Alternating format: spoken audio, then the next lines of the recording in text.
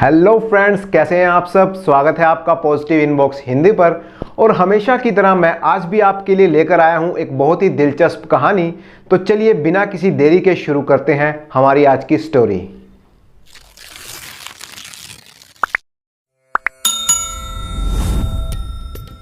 बहुत समय पहले उज्जैन नगर में रमन्ना नाम के एक कवि रहते थे। उनकी कविताएं पूरे देश और विदेश में भी प्रसिद्ध थी, इसीलिए सभी लोग उनका बहुत ही सम्मान करते थे। बड़े बड़े विद्वान उनकी कविताओं से मंत्रमुग्ध हो जाते।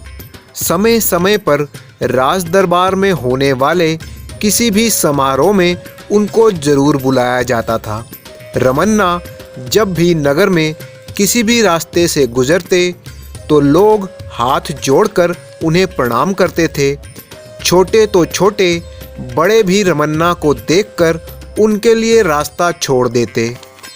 एक दिन दोपहर के समय रमन्ना बाजार की तरफ जा रहे थे।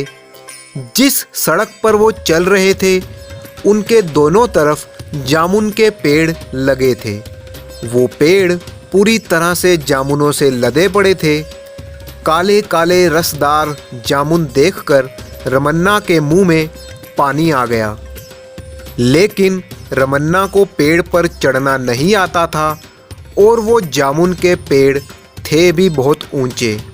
अब समस्या ये थी कि किस तरह से जामुन तोड़कर खाए जाएं। रमन्ना ने आसपास नज़र दौड़ाई कि शायद कोई बच्चा दिख जाए। तभी रमन्ना की नज़र एक पेड़ पर पड़ी जिस पर एक चरवाहे का लड़का चढ़ा हुआ था और बड़े ही मज़े से जामुन खा रहा था। लड़के ने रमन्ना को देखा तो झट से पहचान लिया और प्रणाम करते हुए बोला, हुजूर, जामुन बहुत ही स्वादिष्ट हैं। अगर आप कहें तो आपके लिए कुछ जामुन गिरा दूं। रमन्ना की तो मानो मन की मुराद पूरी हो गई हो। रमन्ना बोला, बेटा, मेरा मन तो बहुत है जामुन खाने का। अगर तुम कुछ जामुन ज़मीन पर गिरा दो तो तुम्हारा बहुत ही भला होगा। लड़का बोला, अरे, ये तो मेरे लिए एक बहुत ही अच्छा मौका है कि मैं आप जैसे विद्वान आदमी के काम आ सकूं। रमन्ना ने कहा, ठीक है, तो कुछ जामुन गिरा दो। लड़के ने फिर से कहा, हुजूर, जामुन तो गिरा दूं, पर आप कौन सा जामुन खाना पसंद करेंगे, गरम या ठंडे? ये सुनते ही रमन्ना का सिर चकरा गया। उसने बहुत सी पोथियां पढ़ी थी और बड़े बड़े विद्वानों से भी मिला था, लेकिन कभी जामुन के ठंडे और गर्म होने की बात नहीं सुनी। रमन्ना को सोच में पड़ा देखकर वो लड़का फिर से बोला, हुजूर, कौन से जामुन गिराऊं? रमन्ना ने कहा, बेटा, मुझ बूढ़े के साथ क्यों मजाक करते हो? भला जामुन भी कभी ठंडे या गर्म हुए हैं? लड़के ने कहा, हुजूर, कैसी बात करते हो? मेरी ऐसी हिम्मत कहाँ कि आप जैसे विद्वान के साथ मैं मजाक कर सकूं? यहाँ तो दोनों तरह के जामुन हैं, बताओ कौन से गिराऊं? रमन्ना उस लड़के की बातों पर विचार करने लगा और सोचने लगा कि इस बात का क्या जवाब दे। अगर कह दूं कि गरम जामुन गिराओ, पर जामुन तो गर्म होते ही नहीं, इस बात पर ये बच्चा मेरी हंसी उड़ाएगा। अभी रमन्ना सोच ही रहा था कि वो लड़का एक बार फिर से बोला, हुजूर, आप तो इतने बुद्धिमान हो, अपनी कविताओं से सबको आनंदित कर देते हो। बड़ी ही हैरानी की बात है कि आप इतनी सी बात भी नहीं समझ पा रहे हो।